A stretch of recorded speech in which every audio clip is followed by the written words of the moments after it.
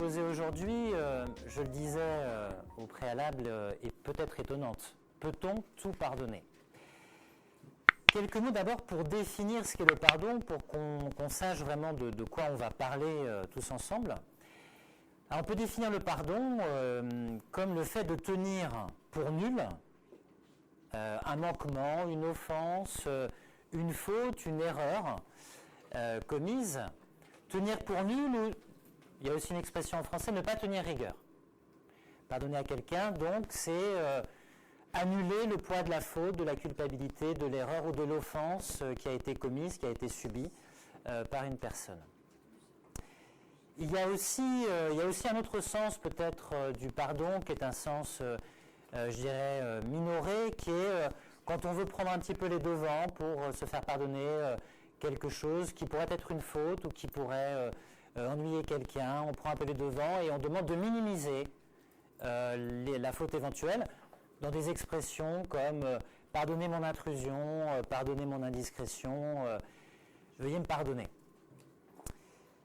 Alors, comment dirais-je, cette définition, elle est un peu à double fond, parce que si on pousse un peu la définition, donc j'ai dit tenir pour nul, ne pas tenir rigueur, comment dirais-je, anticiper une éventuelle gêne pour minorer la faute qui serait commise, elle est un peu à double fond parce que dans la définition du pardon, il y a aussi, dans certains cas, le fait de ne pas punir. Et donc là, il faut faire une distinction parce que pardonner suppose de ne pas se venger de quelqu'un. Le pardon s'oppose à la colère, à la vindicte. Et le pardon, comment dirais-je, en certains cas, peut aussi suspendre le châtiment. Si on pardonne à quelqu'un, on peut, dans certains cas, ne pas le condamner, ne pas le punir. Donc il y a une différence. Pardonner équivaut à ne pas se venger, mais pardonner, dans certains cas, équivaut aussi à ne pas punir, c'est-à-dire à faire en sorte que la justice, qui passerait par la sanction, par le châtiment, ne passe pas. Il y a une ambiguïté quand même au sujet de cette question du pardon. On peut pardonner quelque chose et on peut pardonner quelqu'un. D'ailleurs, en français, on est un peu entre les deux, parce qu'on pardonne quelque chose à quelqu'un. Hein ? On pardonne des fautes, je l'ai dit, on pardonne des offenses, on pardonne un manquement, on peut même aller jusqu'à pardonner des infractions, des crimes, des délits, mais on pardonne donc ce qui a été commis, mais on pardonne aussi un individu, une personne. On peut d'ailleurs ne pas pardonner une faute et la punir, faire que le châtiment passe, que justice passe, condamner l'individu, faire qu'il soit condamné pour la faute qu'il a commise, mais pardonner à cet individu par ailleurs. Vous voyez l'ambiguïté. Donc si je résume, pardonner, je l'ai dit, c'est ne pas tenir rigueur, tenir pour nul une faute ou une offense, ce qui équivaut à ne pas se venger et dans certains cas à ne pas punir. Mais, là c'est la deuxième remarque que je fais, on peut aussi punir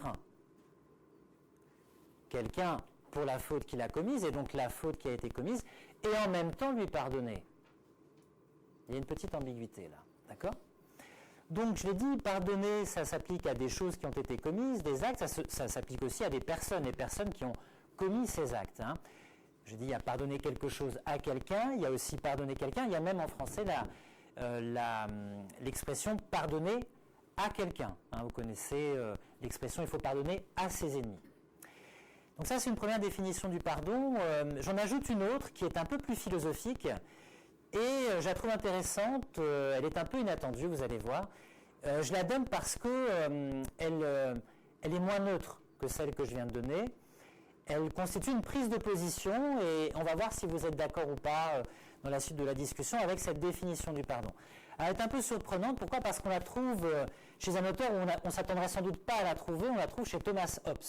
Alors Thomas Hobbes, c'est un auteur anglais du XVIIe siècle qui est connu pour plusieurs ouvrages majeurs, notamment l'ouvrage qui s'appelle Le Léviathan. Et Thomas Hobbes, il est célèbre notamment parce qu'il a repris la locution que vous connaissez, l'expression « l'homme est un loup pour l'homme ». Alors ce n'est pas lui qui est l'inventeur de cette expression « homo homini lupus », on la trouve chez un auteur dramatique romain qui s'appelait Plaute, et qu'il emploie dans un tout autre contexte, et Hobbes la fait sienne, et il l'emploie, non pas dans le Léviathan que je viens de citer, dans un autre grand ouvrage qui s'appelle Du citoyen, qui, pour vous donner un repère de date, apparu en 1651. Et Hobbes, il reprend cette expression « l'homme est un loup pour l'homme ». Et bien, c'est chez lui qu'on trouve une belle définition du pardon. C'est étonnant quand même. Ça vaut d'être signalé. Alors, je suis tombé dessus récemment parce que je me suis replongé dans Thomas Hobbes. Et on la trouve dans le Léviathan. Si vous voulez aller la voir, moi je vais vous la citer, mais si vous voulez la retrouver, donc c'est dans le Léviathan, c'est dans le livre 1, chapitre 15. Et c'est au titre des lois de la nature. Alors, que sont les lois de la nature pour Hobbes? C'est très simple. Les lois de la nature, c'est les lois que la raison découvre, les lois universelles, que notre raison découvre en réfléchissant sur notre condition et sur les meilleurs moyens de nous préserver. C'est une sorte d'intérêt réfléchi, si vous voulez. Et donc, l'animal rationnel que nous sommes aux yeux de Hobbes, en réfléchissant sur lui-même, aux meilleurs moyens de se préserver, trouve en lui-même de grandes règles universelles qui sont des lois rationnelles. Et au titre de la 6e loi de la nature, alors il en énonce plusieurs, au titre des 6e lois de la 6e loi de la nature, il dit la chose suivante au sujet du pardon. La 6e loi, c'est pardonner. Pas pardonner, mais pas n'importe quoi, ni à n'importe quelle condition. C'est pour ça que je la cite. Il dit la chose suivante. Une fois que des garanties ont été données pour l'avenir, on doit pardonner les fautes passées, j'insiste sur le terme passé, à ceux qui les regrettent et qui demandent le pardon. Et il ajoute une phrase que je trouve très belle, elle est laconique, elle pourrait tout résumer: pardonner n'est rien d'autre qu'accorder la paix. Pardonner n'est rien d'autre qu'accorder la paix. Il y a 3 conditions explicites données par Hobbes pour pardonner. Qu'une assurance soit donnée pour l'avenir. Ben oui, parce que si vous pardonnez à quelqu'un vis-à-vis de qui vous êtes en état de défiance parce que vous lui en voulez pour des fautes, des offenses, des manquements, voire des crimes qui ont été commis, et que vous acceptez de pardonner, donc vous baissez votre seuil de vigilance, vous abandonnez votre défiance, vous faites de nouveau confiance à la personne, elle peut abuser de vous. Donc il ne faut pas que le pardon, ce soit un moyen qu'on abuse de vous. Donc une fois que des garanties ont été données pour l'avenir, le pardon, il construit l'avenir. Il porte sur le passé, mais il construit l'avenir. La deuxième condition donnée par Hobbes, on verra si vous êtes d'accord dans la discussion, c'est qu'il faut que les personnes regrettent ce qu'elles ont fait, qu'elles se repentent, qu'elles aient conscience de ce qu'elles ont fait, du poids de ce qu'elles ont fait, qu'elles soient marquées par l'importance de ce qu'elles ont fait, donc il y a un travail de conscience. La troisième condition explicite, c'est qu'elles demandent le pardon, qu'elles fassent un pas vers vous, qu'elles fassent la moitié du chemin. Il y a une quatrième condition qui est implicite, telle que j'ai énoncée tout à l'heure, parce que j'ai pris un peu les devants, c'est que le pardon passe ou concerne le passé, les fautes passées. Peut-être qu'il faut que du temps passe pour pouvoir pardonner. Ça veut dire quoi? Ça veut dire qu'au moment même où quelque chose advient, je ne sais pas, vous blessez quelqu'un, c'est difficile de vous pardonner dans l'instant. Tout de suite, allez, on passe à autre chose. Non, Hobbes dit, on pardonne, non pas les fautes qui sont commises à l'instant dans le présent, on pardonne les fautes passées. À supposer que des garanties soient données pour l'avenir. Ça marche? Sur ces définitions? Ok? Alors, je parle du temps, là je dis souvent le temps fait son œuvre. Pourquoi? Parce que quand le temps passe, des choses se passent. C'est pas que du temps qui s'écoule, bien sûr. Nous, on change, les autres aussi changent. Mais il y a un auteur célèbre qui n'est pas d'accord pour dire que le temps doit permettre de pardonner. C'est un auteur que je citerai plus tard aussi. Il s'appelait Vladimir Jankélévitch, qui lui d'ailleurs n'avait jamais pardonné aux Allemands. Il était juif après la Seconde Guerre mondiale. Il a été hanté par cette question et il considère que si le pardon est donné simplement parce que du temps s'est écoulé, il dit bon, c'est un phénomène presque de sénescence et ça n'est pas un réel pardon. Il y a 2 autres choses qu'il considère comme n'étant pas un réel pardon. Je vous les donne tout de suite pour qu'on sache vraiment de quoi on va parler. C'est quand on excuse la personne. Il appelle ça l'excuse intellective. On raisonne et puis on trouve des excuses, finalement il n'y a plus rien à pardonner. La personne est excusée, finalement, tout est excusable. Puis la troisième chose, c'est la liquidation. Quand un dossier est trop lourd, on décide de liquider, c'est bon. Mais ça, c'est pas du pardon. Ça marche? Donc, si je fais la synthèse de tout ce qu'on a dit, le pardon, c'est certes tenir pour nul, ne pas tenir rigueur pour un manquement, une faute, un crime, etc. C'est ne pas se venger, ça on est tous d'accord. C'est peut-être ne pas punir, mais c'est peut-être punir et quand même pouvoir pardonner. Hein? Et puis la deuxième définition que j'ai notée, c'est la définition de Hobbes qui est déjà très synthétique, qui comporte plusieurs conditions, les garanties pour l'avenir, le regret, la demande de pardon et le temps qui a passé. Déjà, beaucoup de choses qui sont données. Avec l'objection de Jean Kelevitch qui dit il y a trois choses qui ne sont pas de réel pardon, le simple temps qui a passé, l'excuse intellectuelle et puis la liquidation. Voilà pour la définition. Alors, quels sont les présupposés du sujet? Le présupposé, c'est qu'il existe de la culpabilité, des fautes, qu'on puisse blesser des personnes et qu'on puisse en être responsable. Ça veut dire que la question qui nous est posée ce matin, peut-on tout pardonner, suppose, si vous le voulez bien, à partir quand même de cette hypothèse, que nous sommes libres. Que le libre arbitre existe. Pas simplement l'action délibérée, on a tous des actions délibérées, mais que ces actions délibérées que nous les faisons librement. Pourquoi? Parce que si vous partez du principe que nous ne sommes pas libres, que tout est déterminé, que tout obéit à une chaîne de causalité et que nous faisons à un moment ce qu'il est nécessaire d'être fait, c'est-à-dire quand les gens agissent, ils ne peuvent pas faire autrement que ce qu'ils font. Alors d'accord, il y a des gens qui vont vous blesser, qui vont vous meurtrir, vous allez leur en vouloir et vous pouvez leur pardonner, mais s'ils ne sont pas libres d'avoir fait ce qu'ils ont fait, je veux dire, il n'est pas légitime de leur en vouloir. On va leur en vouloir mécaniquement, effectivement, parce qu'ils nous ont blessés, mais la légitimité du ressentiment et la légitimité du pardon suppose la liberté de la personne qui vous a blessé. Hein? On est d'accord avec ça? Il faut partir de cette hypothèse. Je dis ça parce qu'il y a un auteur célèbre, il est toujours là, il se cache toujours derrière l'angle mort, c'est Nietzsche, qui lui ne croit pas à la liberté et dit finalement, il a un concept qui s'appelle l'innocence du devenir. Hein, pour les germanistes, c'est die Unschuld des Werdens. L'innocence du devenir, il dit il n'y a rien à pardonner, parce qu'il n'y a pas de faute. Ça ne veut pas dire qu'on ne fait pas du mal, mais il n'y a pas de culpabilité, parce qu'il n'y a pas de liberté.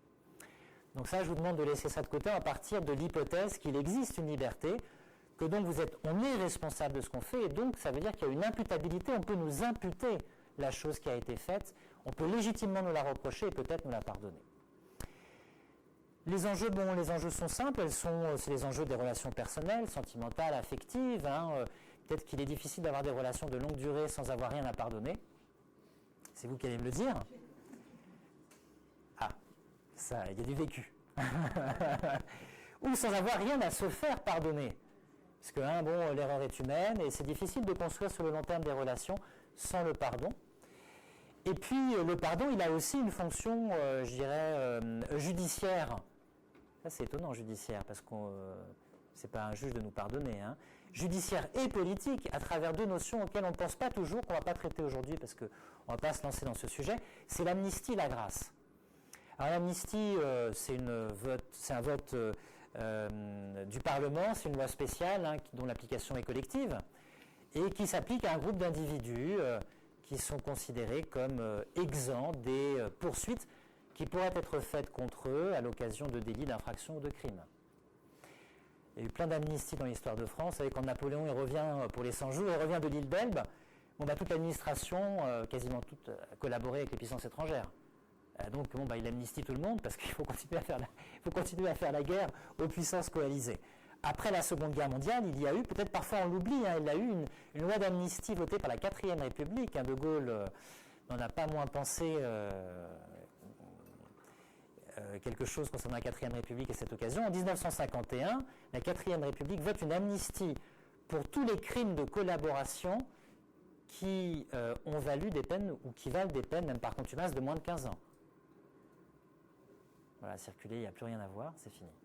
C'est une façon de tourner la page. Et puis après la guerre d'Algérie, il y a eu aussi, après les accords d'Évian, une amnistie.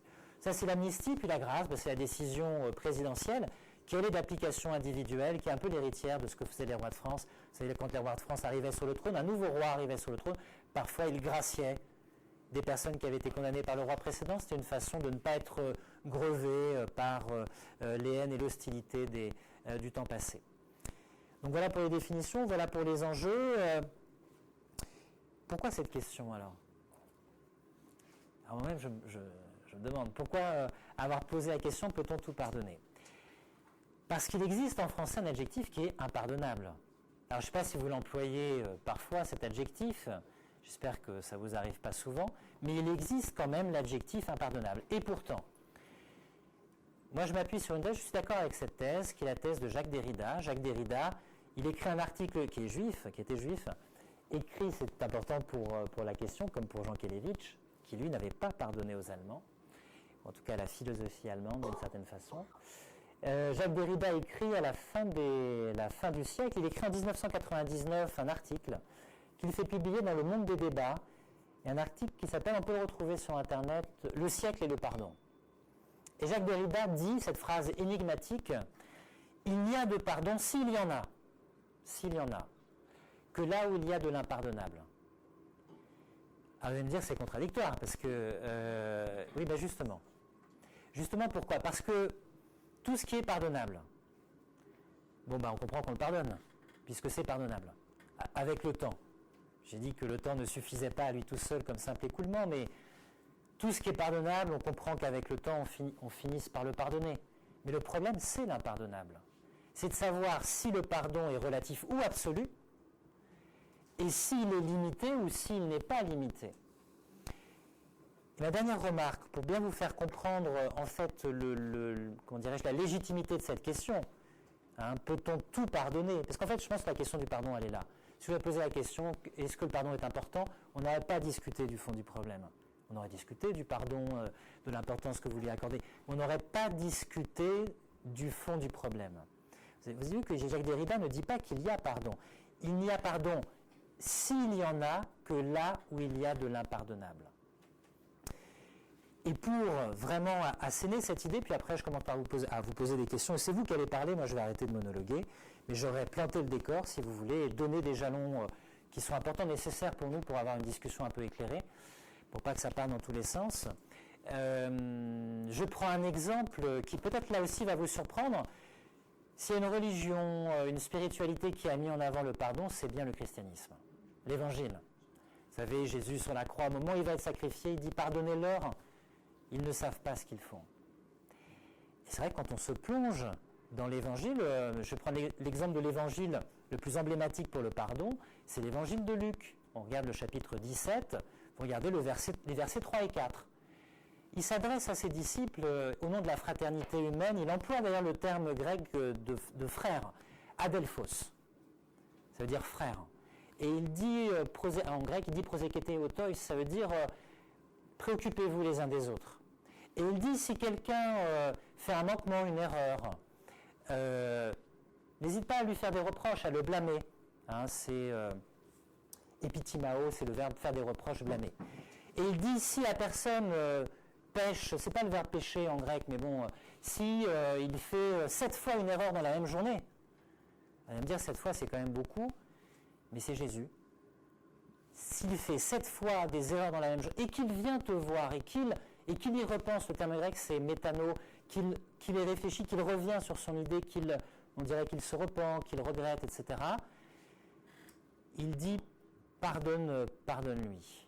Alors il emploie un terme grec très étonnant, c'est le terme aphiemi qui veut dire lâche, laisse aller. C'est pas vraiment le terme pardon. C'est lâche, laisse aller, même parfois le terme qui désigne la négligence, lâche, laisse aller. Alors vous allez me dire, il n'y a pas de problème alors. C'est une pensée du pardon.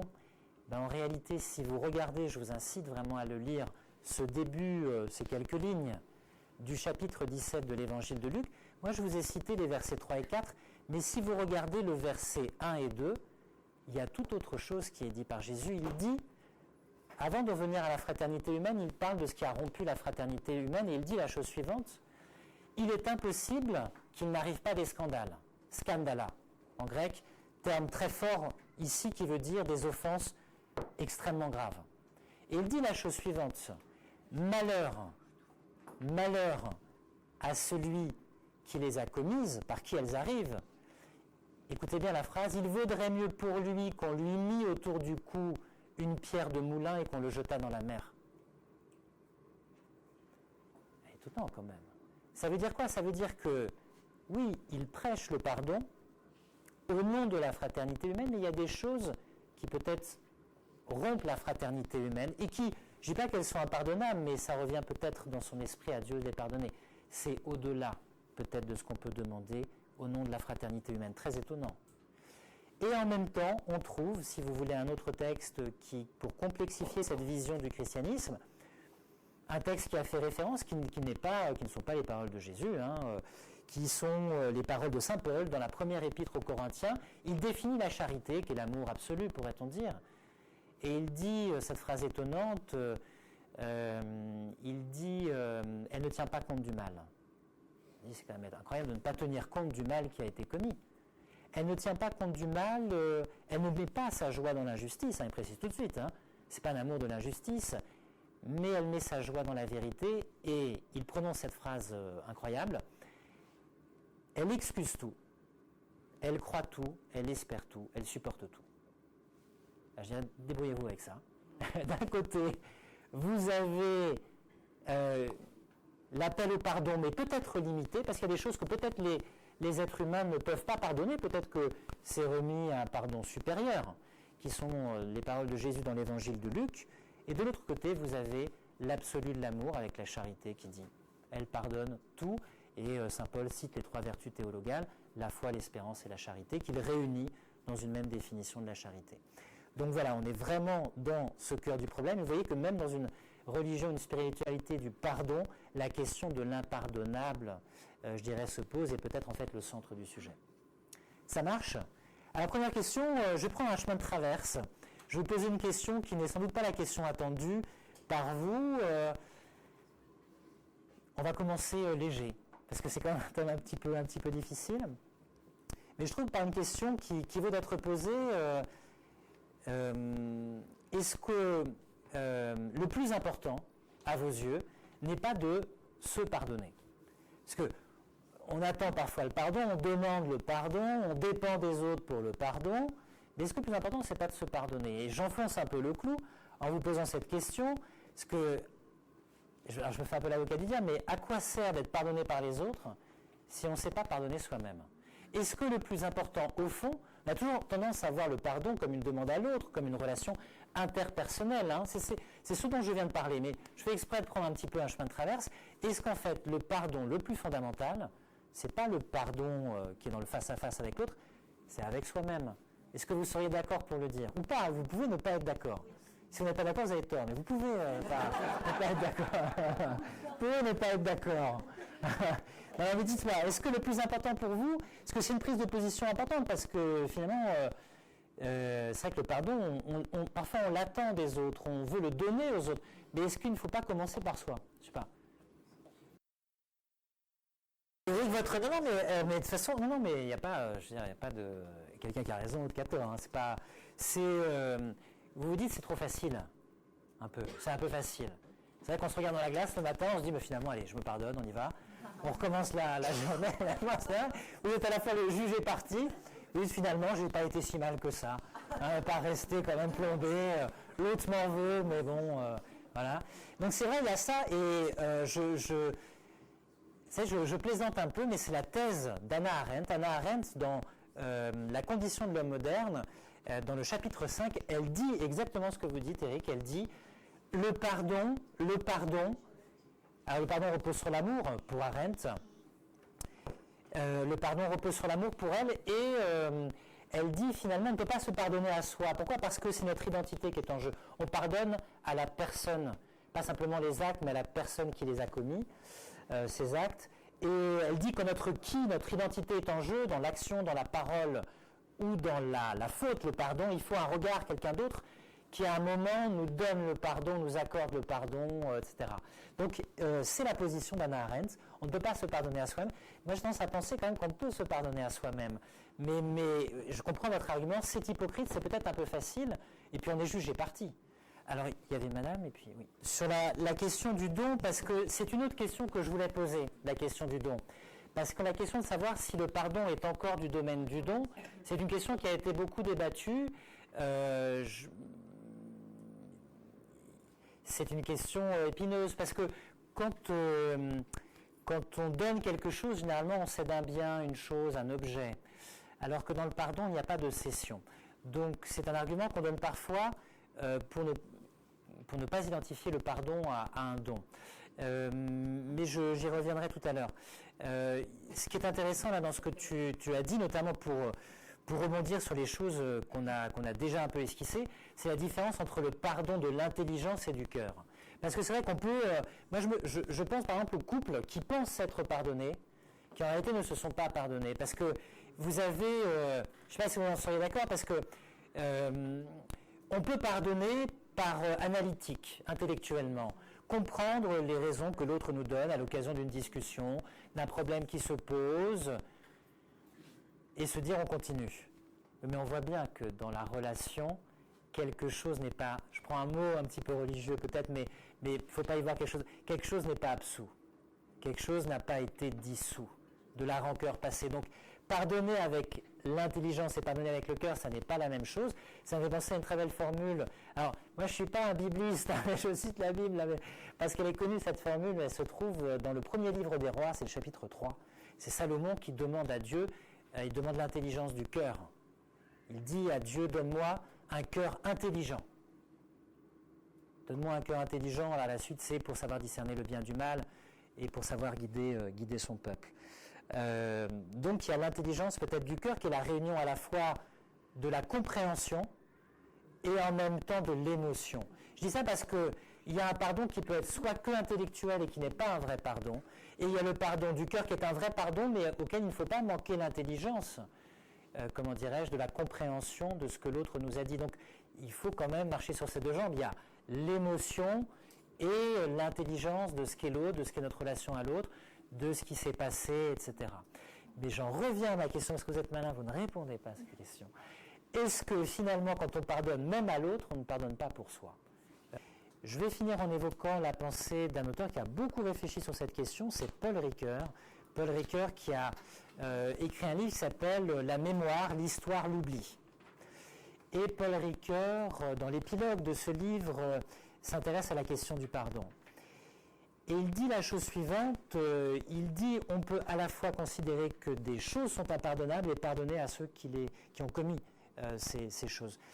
D'où vient cette distinction et sur quoi font-ils cette distinction ? Elle n'est pas évidente cette distinction parce qu'il a en ligne de mire, si j'ose dire, un autre auteur qu'il respecte, qui s'appelle Nikolai Hartmann, H-A-R-T-M-A-N, et un deuxième N, il y a deux N je crois. Nikolai Hartmann, qui a écrit un livre qui s'appelle L'éthique, et Nikolai Hartmann dit « Mais si nous sommes libres de nos actes, le propre de la responsabilité humaine, c'est d'être comptable de ces actes, on ne peut pas dissocier les actes commis des auteurs de ces actes. Parce qu'à ce moment-là, c'est d'une certaine façon retirer une part de dignité humaine que de ne pas rendre l'individu comptable des actions qu'il a perpétrées. Mais Ricoeur dit, en fait, on ne peut pas suivre cette voie-là, selon lui, totalement jusqu'au bout. Et ce qui le montre, c'est l'institution judiciaire qui, par rapport à des crimes qui sont jugés, impardonnables, imprescriptibles, qui suscitent, à juste titre, l'horreur, l'indignation, le dégoût, l'écœurement, la colère, le ressentiment. Pourtant, cette institution judiciaire, alors même que la personne, parfois, a reconnu les actes, on sait qu'elle est coupable, il reste à examiner son cas pour la condamner, montre de la considération quand même pour cette personne, respecte sa dignité, lui accorde une défense, lui accorde le droit à prendre la parole, à faire face à ses victimes. Ça veut dire que, entre l'écœurement que suscite l'acte, la colère et le dégoût, et la dignité même du coupable, il y a un distinguo que l'institution judiciaire elle-même fait. Cela étant dit, Ricoeur, et je vous avais cité Saint Paul au début, Ricoeur reconnaît qu'il y a quelque chose d'énigmatique dans le pardon sur la question de savoir s'il est relatif ou absolu. Et il dit qu'il y a une disproportion, il est vrai, entre la hauteur du pardon, qui est une hauteur spirituelle, morale, humaine, et la profondeur de la faute. Parfois, on est dans un vis-à-vis, dans un face-à-face qui laisse un peu songeur. Et il cite un auteur que j'ai déjà cité, qui est Vladimir Jankélévitch. Et Vladimir Jankélévitch, je vous ai dit qu'il est l'auteur de ce fameux livre, L'imprescriptible. Mais Jankélévitch, il a lui-même évolué, si j'ose dire, même s'il ne s'est pas renié. Et quand son livre L'imprescriptible reparaît en 1971, il met en avant-propos un nouveau texte qui s'appelle « Pardonner, point d'interrogation ». Et il dit la chose suivante, et je vous laisserai sur ces paroles qui sont énigmatiques, vous en ferez ce que vous voudrez, ce que vous pourrez, chacun se débrouille avec ces paroles. Il dit la chose suivante, il existe entre l'absolu de la loi de l'amour et l'absolu de la liberté méchante, ça suppose qu'il y ait une liberté méchante, qu'on veuille faire le mal à un moment, il existe entre l'absolu de la loi de l'amour et l'absolu de la liberté méchante une déchirure qui ne peut être entièrement décousue, Ça veut dire quoi? Ça veut dire qu'il y a une déchirure et puis en même temps, ils ont rapport l'un à l'autre. Il y a l'absolu du mal peut-être, ou il y a le mal radical, et il y a l'absolu de l'amour qui sont liés l'un à l'autre de façon énigmatique.